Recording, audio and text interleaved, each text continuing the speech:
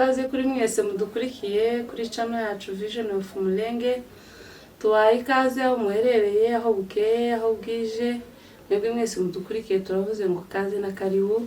Icyo tubasaba ni gukora subscribe, share na comment. Byose turabibasaba ko mwabidukorera. Abandi muri kumwe ni jewe Mbabazi Rosine, turi kumwe na mugenzi wanje Nyamutima Emerance. Kuko yarabivuze, muratubona imbere zanyu ku televiziyo yanyu cyangwa se muri screen zanyu. Turabasaba gukora subscribe kuri channel yanyu. Ni channel nshasha twabazaniye izabagezaho ibintu bitandukanye kandi byiza pe. Rero mudushigikire muri byose, inkunga yanyu turayikeneye. Channel yacu izabagezaho amakuru atandukanye.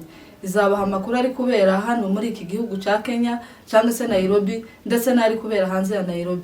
Tuzababwira nayi wacu, tuzabaha update z'ibintu biri kubera ruguru kuko turi abanyamurenge, ndetse tunatanga mpore mu byukuri mu bibazo turi gucamo mu gihugu cyacu. Yego. Kuko mubibona twaje dufite inkuru y'imyidagaduro yo kunezeza abantu abadukurikira bose.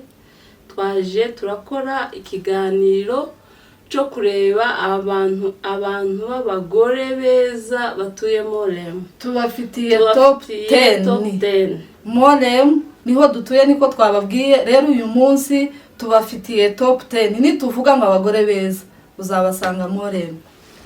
Kuko mubibona turatangiye umugore mwiza w'abagore beza wa Morem. Turatangirana number 10. Ariwe witwa Makire, ni umukobwa mwiza wahinda, akaba n'umugore w'abasinzira kuko mubibona ku mafoto. Ni umukobwa mwiza rwose. Uyu mugore ni umusirimu. Uyu mugore ni umusirimu. Uyu mugore ni mwiza kandi akarusha ni umusirimu. Ni umusirimu azi kwambara. Uyu mugore ni mwiza. Number 10 rero wacu uyu munsi ni umugore bita Makire nkuko yarabivuze. Makire ni mwiza. Yitwa Makire, umugenzi wanjye nkuko yaravuye kubivuga. Mugira amatsiko noneho number 10 nimbasa gutya ibaze kuri number 1. Ni ibitangaza. Rero twari tugiye turakomeza tugeze kuri number 9. Number 9 ni umugore mwiza pe. Umugore muremure w'igiswaru. Uyu mugore ndamubatuye nimugira amatsiko yo kumumenya namwe. Uyu mugore yitwa Nyamahoro Fifi. Nyamahoro Fifi. Arasa nuko bari kumwita ni Nyamahoro koko. Ni umukobwa mwiza pe. Uyu mugore ikindi twamuvugaho, uyu mugore ni mwiza kandi ni umucuruzi, munamuteza imbere. Afite iduka. Ushaka indagara nziza, ushaka imikeke, wari wamuhahira ibintu byose. Morem twese tujya imboga zivuye. Kandi uyu mugore afite n'ibitenge byiza abashaka kwambara. Uyu mugore azi ibintu byose, ni mwiza kandi anakora neza. Ikindi uyu mugore nubwo bamutuma ibana muri iyo kireni yori kuzanira, azacuruza ibintu bivuye Kinshasa. Ni umugore uzirikana. Nubwo uwo mubwira ngo akuzanire ikiyo kibona. Rero number 9 wacu ni uwo nguwo, ni Nyamahoro Fifi. Twagiye rero number 8. Aho number 8 araza ari umukobwa w'abasita bita Aline. Uyu mugore Aline, uyu mugore ni mwiza. Umukobwa igituku w'inzobe igitanga. Muramubona mwese kuri za screen zanyu. Ni umukobwa mwiza cyane umaze isoni. Uyu mugore reka mubabwire, uyu mugore ni mwiza kandi ni umusirimu, agira n'amagambo make.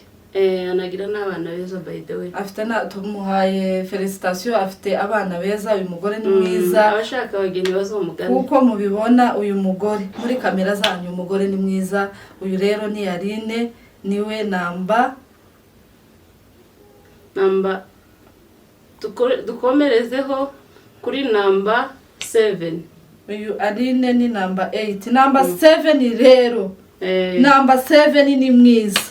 Umukobwa w'abanyabyinshi, kiremwa. Hari abandi se? Namwe murabemera?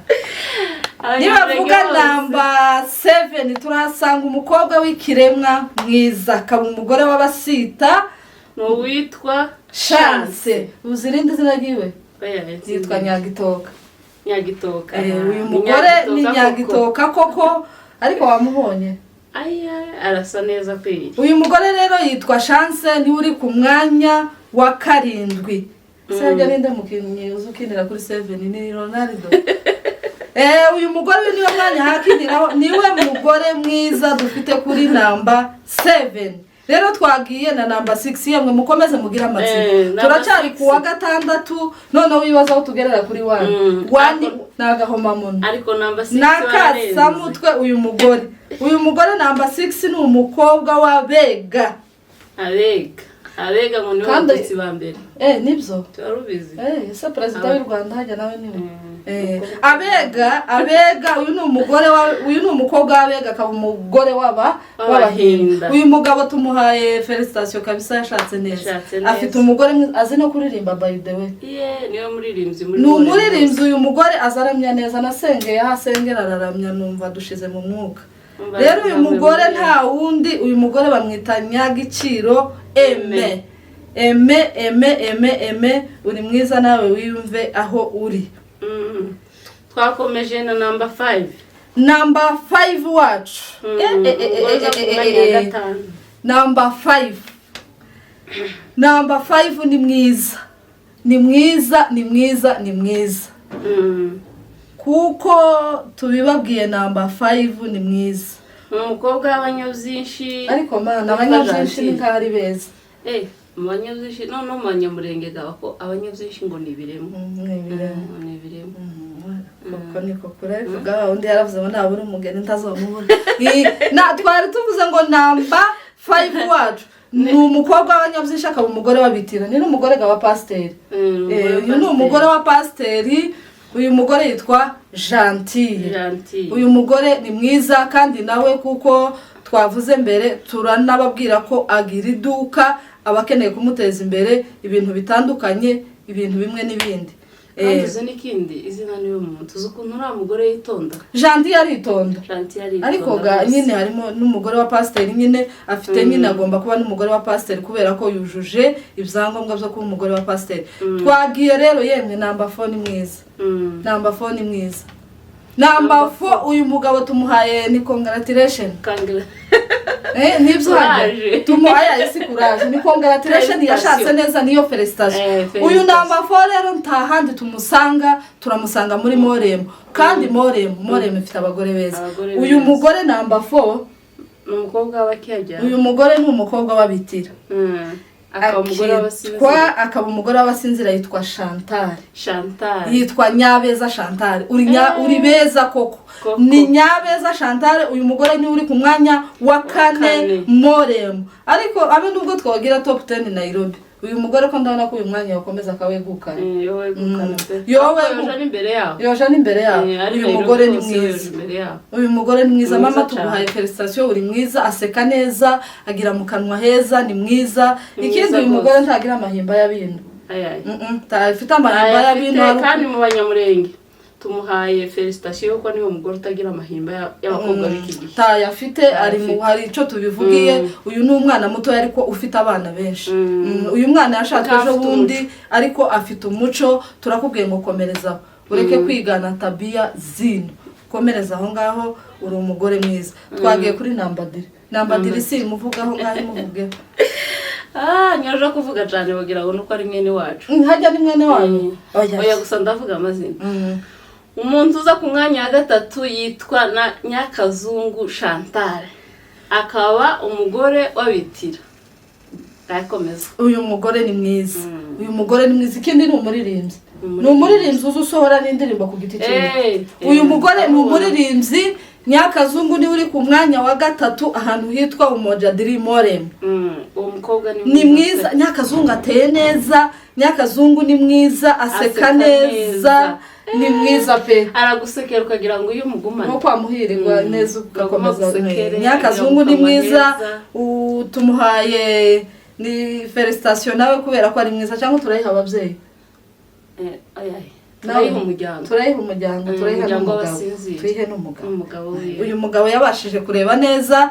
Rero Nyakazungu ni ufite umwanya wa gatatu rero niba wawegukanye n'umugore mwiza amatsiko ni ntari menshi kubona abantu baza aho hepfo number 2 ikiremwa number 2 uri he number 2 usibye moremu number 2 ni mwiza uzinyiyagira waramwitegereje uyu mwana ni mwiza uyu mwana ni muremure kandi abantu ntibakibabare bari muri ino minsi uko nkibaruguru nari muremure sinzi ukuntu byagenze iyo hawa uzuvuvi mu minembwe wamuka akajya amarengo kamanuka kandi none niho nabereye mu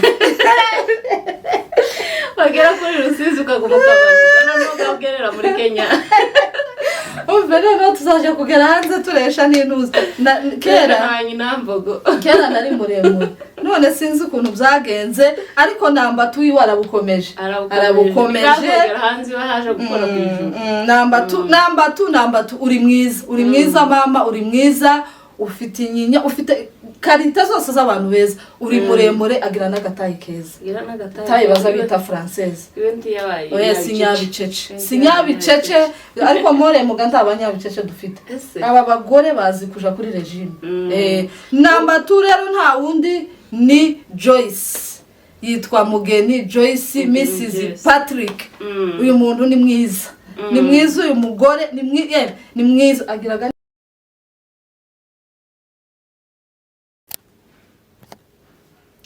twagiye rero n'umwanya wa mbere umuntu uza ku mwanya wa mbere number 1 ariko kuba number 1 ni igitangaza yemwe number 1 wa Moremu ni mwiza uyu mwana ni mwiza arasa n'amazi yo kwita oya arasa na Bikira Mariya aho mbonye amafoto gutya ya Bikira Mariya uriya mukobwa ni mwiza uriya mwana ni mwiza aracabanye umurenge wasakuriye oya yasinze ariko uyu mwana ni mwiza akagira n'umugabo w'umustar afite umugabo w'umustar number 1 wacu ni number 1 koko nta muntu wo mukura ku mwanya wa number 1 uyu mwana yoza mu marushanwa y'abagore b'abanyamurenge beza kwisi yose uyu mwana aritonda ahubwo se umuhana kwa abantu benshi ntibazanamubona avuga make umugore w'umutima wese azaba mu rugo w'umutima ntabwo azakunda kuba ku muhanda kandi nawe ni umugore ufite umuco utagira yambara neza y'abantu binaha ngaha tumuhaye na felicitation cyane afite n'umugabo w'umustar umugabo we ni umustar urugo rurasobanutse uyu mwana ni mwiza nituvuga ngo uyu mwana ni mwiza ibaze none mu bagore ba Moremu bose ari muri top 10 akongera akaba number 1 ni mwiza mufite amatsiko yo kumenya number 1 wacu n'umwana gabanya byinshi nawe ibintu byakomeye ikiremwa kiraje mu citega amatsiko ni menshi nta wundi number 1 wacu usibye Kirenga yitwa Kirenga uyu mwana yitwa Kirenga akaba umugore sinzira ni umugore w'abasinzira akaba umukobwa w'abanyabyinshi Kirenga ni mwiza yemwe top 10 yacu ya Moremu ni abagore basobanutse aba nibo twatoye ariko Moremu usiko Moremu nasanze Moremu nagahana gato